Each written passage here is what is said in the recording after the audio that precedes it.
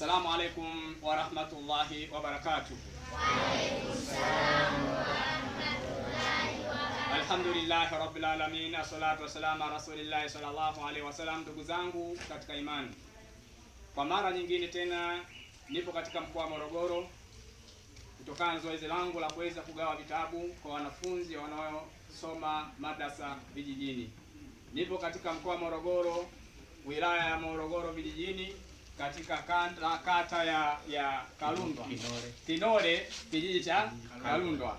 Nimefika hapa katika kijiji hiki, na kama jinsi mnavyoona nimewakuta walimu hapa, nimewakuta wanafunzi wa madrasa hii. Kama jinsi mnavyoona, watoto wazuri wamependeza kabisa.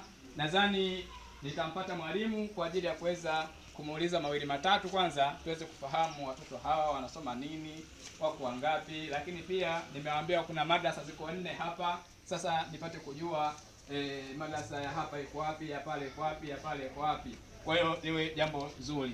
Naam, assalamu alaikum. Wa alaikum salaam. Hali yako bwana? Tunashukuru. Naam, ndugu yangu, mimi naitwa Mali Hamisi Mtamwa na kutoka Dar es Salaam Nyerezi, katika kundi la wajawema waliotangulia. Nimekuja hapa kwa ajili ya kuweza kuleta vitabu hivi hapa hivi. Vitabu kama jinsi mnavyoviona. Naam, hivi vitabu nimevileta nimepokea kutoka kwa wajawema waliotangulia. Humu kuna misahafu, humu kuna majuzuu, kuna vitabu hivi tafsiri japokuwa sio vingi, lakini kuna mbadu fiki vichache kabisa na siri nani hadithi. Naam, mwalimu, wewe kwanza unaitwa nani? Mimi naitwa kwa majina naitwa Hassan Sheikh Tonge. Naam. Wewe ndo mwalimu wa madrasa hii? Mimi ni mwalimu msaidizi wa madrasa hii. Mwalimu mkuu yuko wapi? Mwalimu mkuu ndo kameramani eh? Haya, mwalimu mkuu kameramani. Naam. Mwalimu mkuu, jina lako nani na wewe? Hapo hapo sema. Amani Ramadhani. Naam, mzee wangu. Sawa. Naam. Mimi bwana, kama jinsi nilivyokuambia mwalimu, hii madrasa ina watoto wangapi? Hii madrasa ina watoto takriban 100. Wako watoto 100.